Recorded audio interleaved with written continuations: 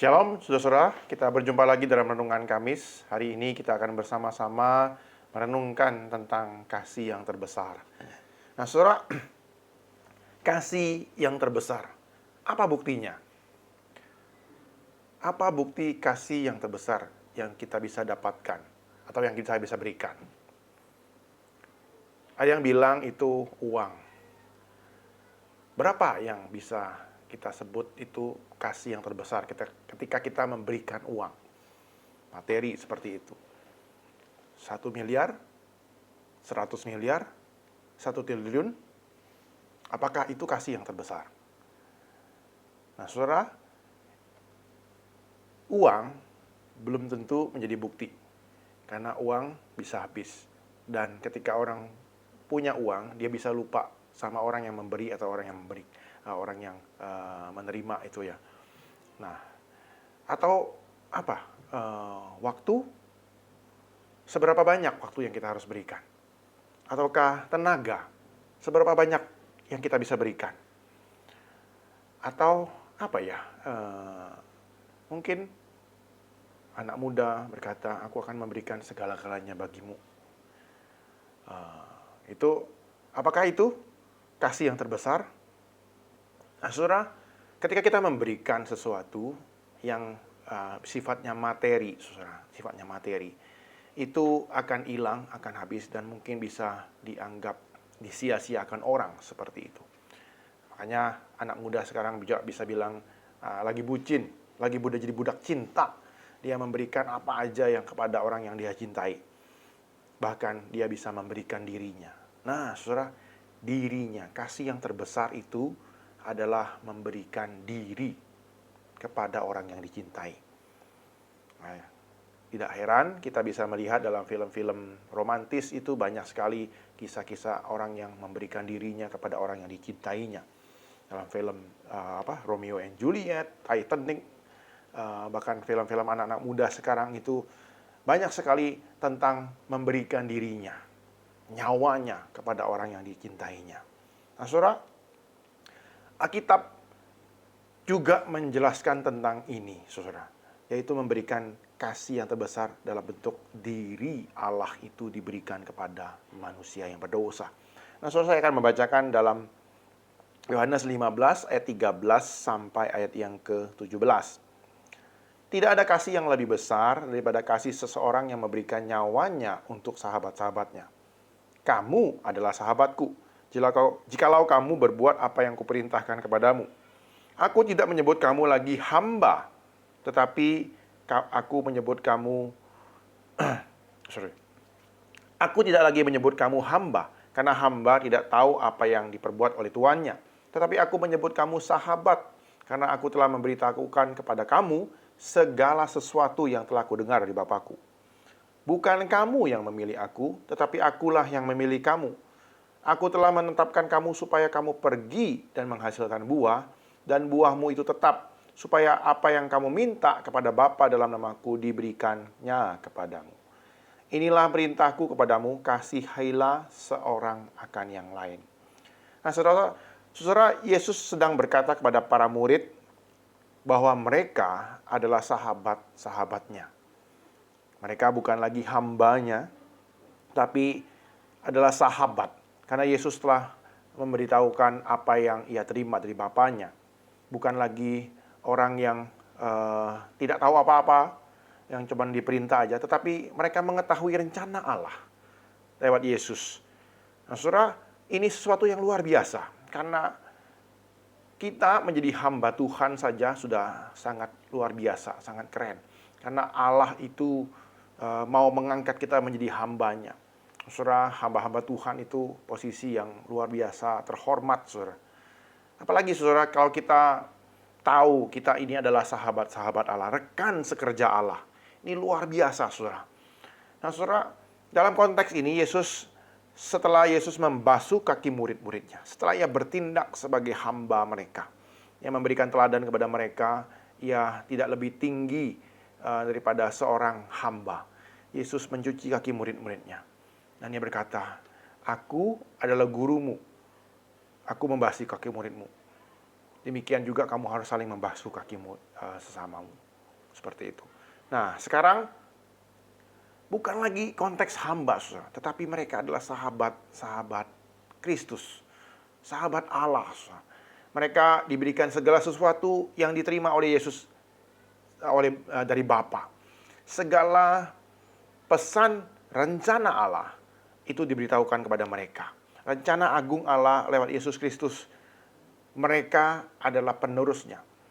Kita tahu setelah ini Yesus mati di kayu salib, kemudian Yesus kembali ke sorga, dan murid-murid dititipkan amanat agung, saudara.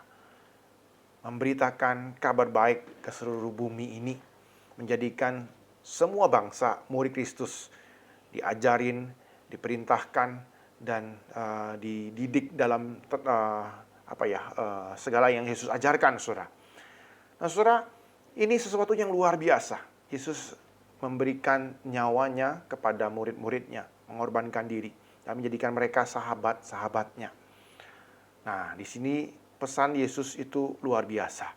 Dia berkata kepada murid-muridnya, bukan kamu yang memilih aku, tetapi akulah yang memilih kamu. Karena aku telah menetapkan kamu, supaya kamu pergi dan berbuah, terus-menerus berbuah.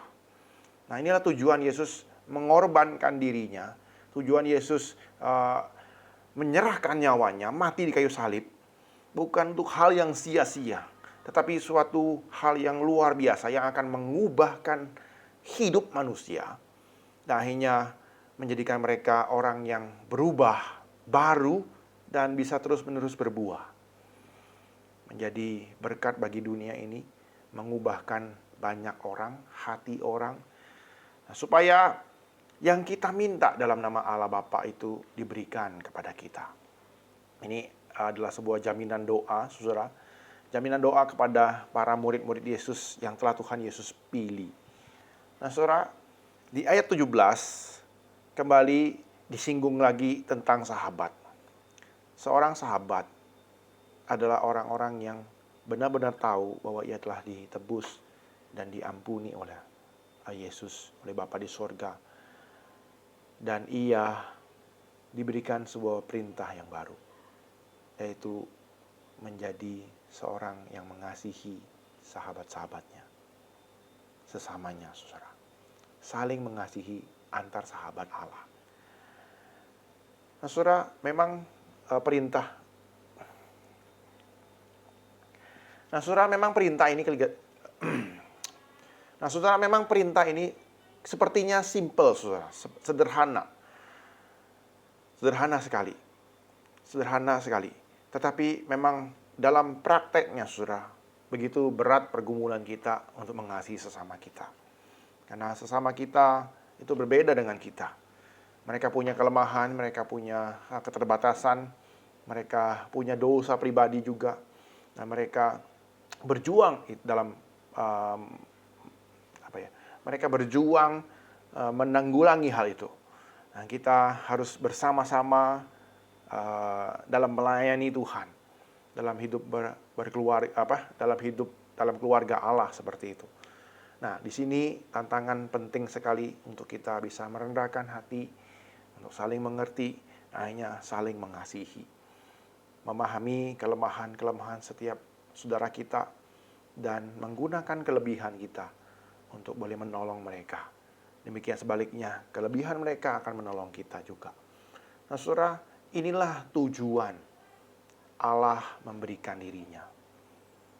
Nah, itu tidak akan sia-sia, saudara. Allah telah menetapkan hal itu, memilih kita sebelum kita bisa memilih Allah. Ketika kita masih berdosa, Allah memilih kita, mengubahkan kita.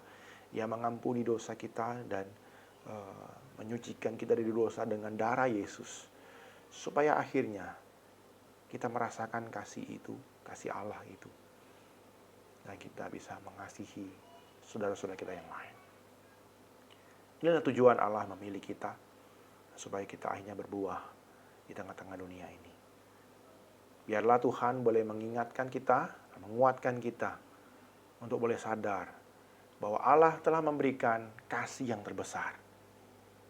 Dan itu tidak sia-sia. Materi bisa hilang, tenaga bisa hilang, kemudian waktu bisa hilang, tetapi kasih Allah tinggal tetap dalam hati kita. Dan dari situlah kita bisa mengasihi saudara-saudara kita yang sulit sekalipun, yang begitu menyebalkan sekalipun, ataupun yang begitu jahat sekalipun.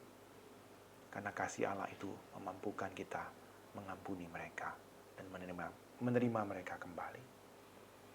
Tuhan menolong kita, Tuhan memampukan kita untuk mengasihi seperti Kristus telah mengasihi kita. Amin. Mari kita berdoa. Tuhan, kami bersyukur buat firman-Mu yang telah kami renungkan pada hari ini. Dan biarlah Tuhan boleh menolong kami, mengingatkan karena begitu besar kasih Allah akan dunia ini, akan diri kami yang berdosa ini. Engkau telah memberikan anak-Mu yang tunggal, Yesus Kristus, mati, disalibkan, menebus dosa kami. Nah, ketika kami boleh merasakan diselamatkan, diampuni, Engkau mau kami mengasihi, mau kami mencintai sesama kami. Supaya kami bisa Tuhan hanya menjadi anak-anak-Mu, sahabat-sahabat-Mu yang terus-menerus berbuah. Dan terus menjadi berkat bagi sesama kami, bagi dunia ini yang udah jatuh dalam dosa, yang terus merana karena dosa. Ya Tuhan, Engkau memenuhi kami dengan kekuatan-Mu dan kuasa-Mu, sehingga kami bisa mengasihi lebih luas lagi. Terima kasih Tuhan buat firman-Mu pada hari ini. Berkati kehidupan kami dan pakailah kehidupan kami sepanjang hari ini. Di dalam nama Tuhan Yesus kami berdoa. Amin.